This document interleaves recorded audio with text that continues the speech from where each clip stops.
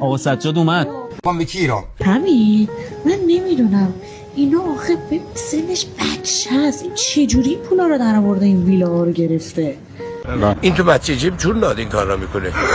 حتما چون داده. آخه با چه پولی؟ حتما از خلاف چیزی در آورده. والا چی بگم، بعید نیست. پارس دقیقه اینجا وایسا، من وسیله رو بردارم بیام. سلام بچه، راحت باشین. وای سلام میام. بچه‌ها منم میگم این خلاف داره میکنه. والا منم شک داشتم، از زمانی به شکم یقین پیدا کردم که این ویلا بغلیه رو گرفت. بچه‌ها سجاد قضاوت نکنید، من خیلی وقت سجاد رو میشناسم، بچه خوبیه.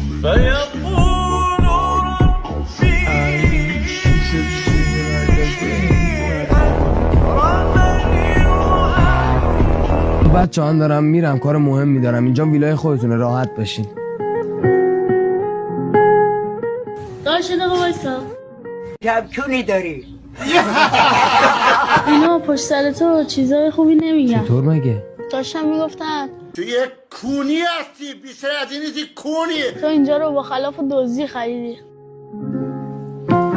من اینجا رو با پول خودم خریدم، خلاف و اینام نکردم. اون موقعی که شما خواب بودین من داشتم